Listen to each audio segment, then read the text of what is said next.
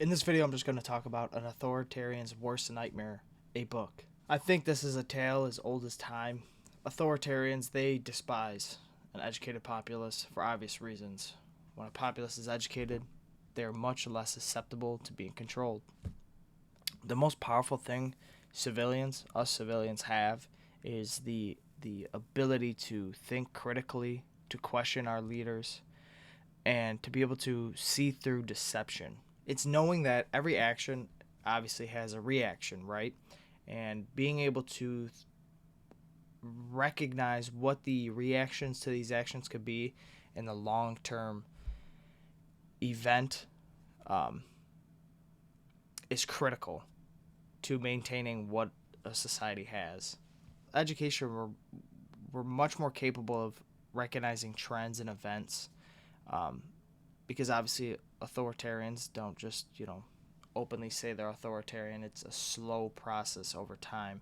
And being able to recognize a trend that you're like, maybe this is trending towards a pretty slippery slope, and or being able to recognize events that might have happened already, and we can look back in history and align these and go, wow, these look pretty similar.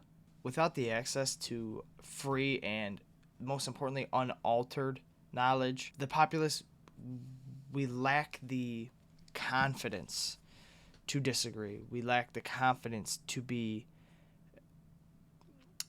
open-minded about things, and to be critical and be skeptical towards, the powers that are supposed to have our best interest in mind. Humans resort to tribalism rather quickly with the absence of free information. Not only when education is taken away, but when education isn't prioritized, or culturally it isn't looked at like it's cool, you know, and they blindly follow somebody.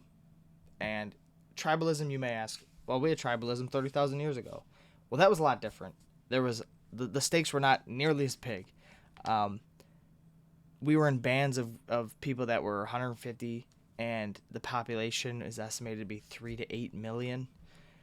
30,000 years ago on the planet, that is now 8 billion. And I think the biggest difference right now, not even just the sheer number of population, but the vast majority of us, I shouldn't say all of us, the vast majority of us are connected by the internet, our phones, the internet. So, how do I put this? False and dangerous ideology could spread like wildfire to people that are on the other side of the planet, for good and bad. So, I think the stakes are significantly higher than they were 30,000 years ago.